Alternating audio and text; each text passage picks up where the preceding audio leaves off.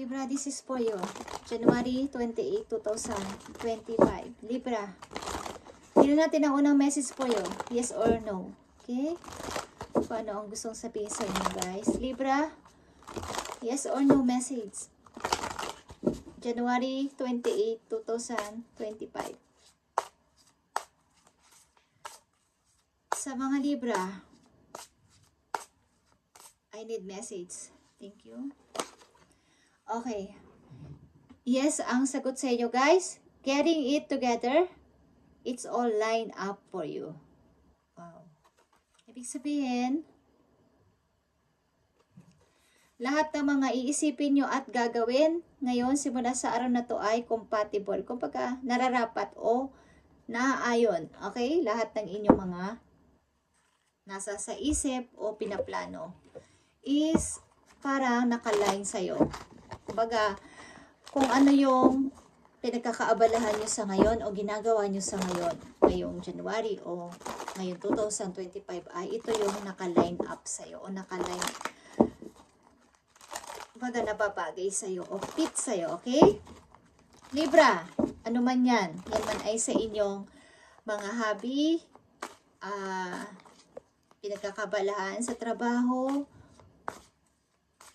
ginagawa sa buhay, is yan ang inyong gusto o yan yung bagay sa inyo, okay? I need 4 message for Libra, January 28, 2025. Baga saktong-sakto sa inyo. Walang labis, walang kulang. Baga sa damit, bagay na bagay sa'yo. Pati kulay, okay? Design is bagay sa'yo. Okay, Libra? I need 4 message muna dito para sa'yo. Ngayon, January 28, 2025. Ang unang message po you ay Knight of Swords. Okay, meron ditong nakasulat na now. Ikaw ay porsigido sa ginagawa mong ito. Ano man to? Porsigido ka at matapang mo itong pinaglalaban. Ace of Swords. Okay. Sapagkat ito yung katotohanan. May pinaglalaban ka na ito yung katotohanan, ito yung pananaw mo at ito yung nararapat na mangyari o maganap. May pinaglalaban ka bang person, Libra?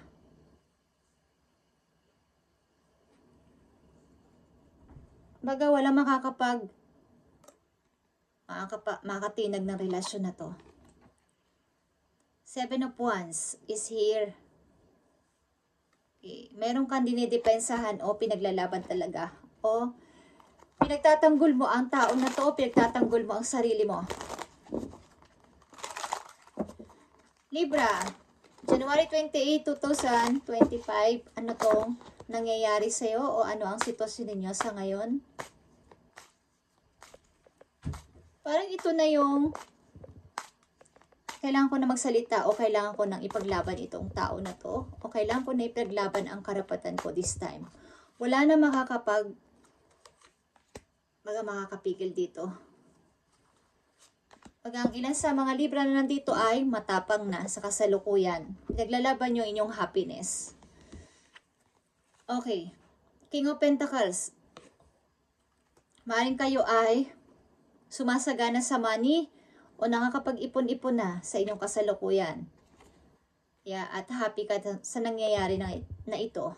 Bagamat may mga taong galit sa'yo, may mga tao na ayaw sa'yo, is okay lang. Wala kang pakialam or hindi mo sila pinapansin, ini-ignore mo sila. Sapagkat ang gusto ko ay makaipon ng money, 7 of Pentacles. Why not na hindi ko gawin ang gusto ko? Kung ano man tong ginagawa ninyo, negosyo man to o may kinalaman sa isang person na inyong pinagtatanggol. Sapagkat ang person na to ay mahal nyo rin, okay? Ang mga Libra nandito sa reading ay buo na yung loob ninyo na ipaglaban ang inyong karapatan at ang inyong mga pinaplano at may tao din kayong pinaglalaban dito. At ito yung inyong lovers. Ito yung inyong mahal. I need ng 2 minutes message dito. At inuumpisahan nyo na rin mag-ipon ng money. Two of Swords is here. May mga kinokontak din kayo at may mga pagtatanong-tanungan din kayo. Ang ilan sa inyo dito, kung ano mga nararapat ninyong gawin para hindi, kumbaga hindi na bababa ang inyong kaperahan. May mga tinatanong-tanong din kayo.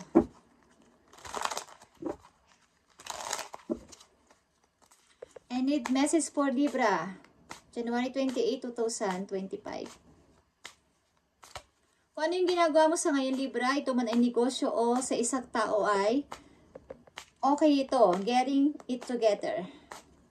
Mukhang may magsasama dito dalawang person na matagal mo na itong pinaglalaban sa kahit kanino at maraming tutol sa relasyon na to. Ang ilan sa inyo dito ay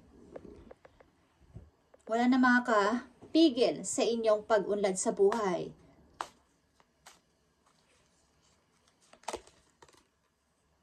The Magician. Okay, marami kayong pinag-aaralan at gusto pang mangyari sa pagdami ng inyong pera o ipon. Mukhang may mga tinitimpla-timpla kayo. Ano tong tinitimpla-timpla nyo, Libra? Okay.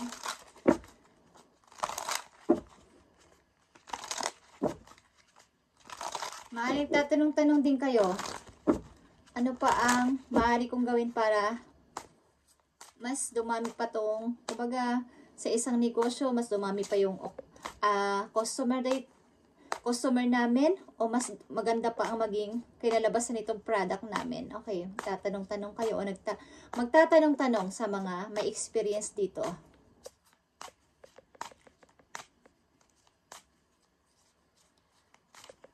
Handa rin kayo makipaglaban about sa kapakanan ng iba. Libra, halimbawa may naaapi o something na mayroong maghahanda kayong tumulong o rescue. Okay, tingnan natin ang message for you dito, Libra, sa inyong mensahe ngayong January 28, 2025 sa mga Libra na nandito sa reading o bibigyan ng message today.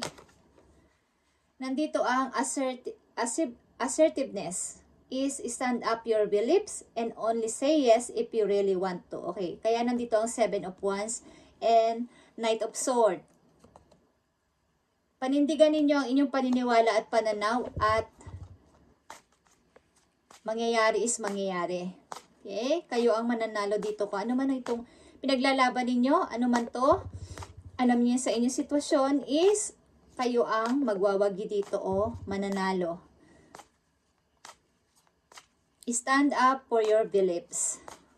Katulad ng 7 of Wands and Knight of Swords.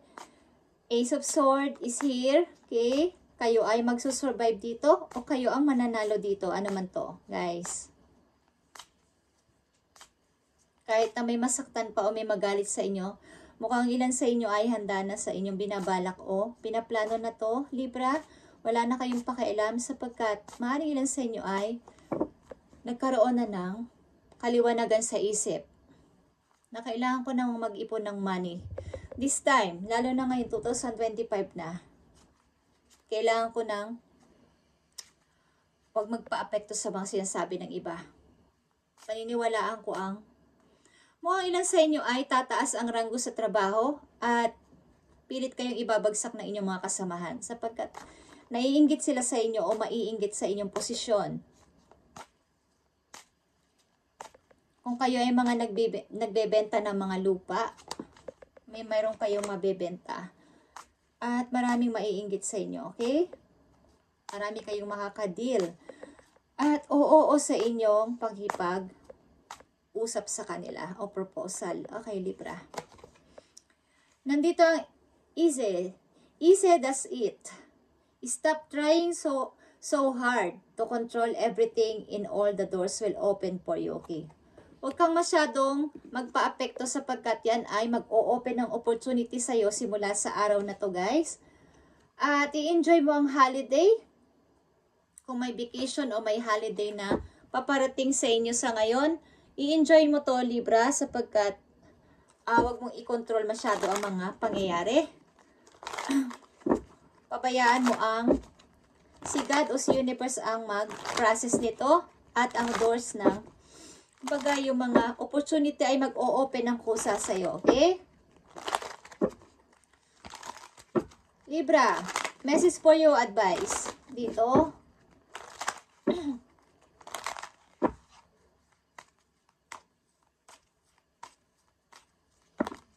So, ang lahat ng ginagawa mo sa ngayon ay naka-line up sa'yo. Huwag ka mag-alala. Libra, lahat yan ay kumbaga bagay sa'yo o sakto lang sa gusto mo mangyari. Kaya, yung ngayon January o ngayon 2025, mukhang kayo ay pinapalad. Okay. Lalo na kung kayo may mga i-start dito. Kung kayo may mga kadil na tao, mapapauo nyo bigla. Okay, Libra, tingnan natin ang payo sa'yo dito. Nandito ang take some time to rest and rejuvenate. You need to pace yourself for the changes that are coming your way. Okay, nakikita mo, naririnig mo to. Magpahinga ka katulad ng holiday na sinabi ko dito. Vacation or something holiday is gawin mo sapagkat kailangan mo maghanda dahil sa mga pagbabagong paparating sa'yo. You need to pace yourself for the changes that are coming your way. They are all positive. Bigger and better. Things are coming for you. Just relax and trust. Okay, Libra. This is your reading today. At sa mga Libra na nandito, ipaglaban ninyo ang inyong paniniwala at pananaw. Kung ano man ang ikakagalit ng mga tao na to sa iyo ay wag mo na silang pansinin. Nandito ang Hangman. Pabayaan mo sila at wag mo silang sagutin sa kailang mga komento sa iyo o sa mga sinasabi nila sa iyong mga masasakit na salita o what is, wag mo na silang pansinin sapagkat may magandang paparating sa iyo. Mag-relax ka at mag-rejuvenate ka. I-enjoy mo yung vacation o holiday kung meron man, o bigyan mo ng panahon talaga o time ang sarili mo na ikaw ay makapagpahinga sapagkat pinaghahanda ka ni Lord sa mga pagbabago magaganap sa iyo. Okay? Keep moving forward then, even if you're unsure your next step. Sapagkat ang dinadaanan mo ay tama. Kumbaga, nasa tama kang path ngayon ng buhay mo. Okay? Lahat ng ginagawa mo sa ngayon at pinaglalaban mo ay nakaline sa'yo. Ito ay nararapat mangyari sapagkat ito ay pag-unlad mo. Okay? Kung may magalit man sa iyong tao, pabayaan mo. Nandito ang Two of Swords and the Hangman. At 7 of Wands, may mga mag-aalipusta sa'yo dito dahil sa pagtaas mo ng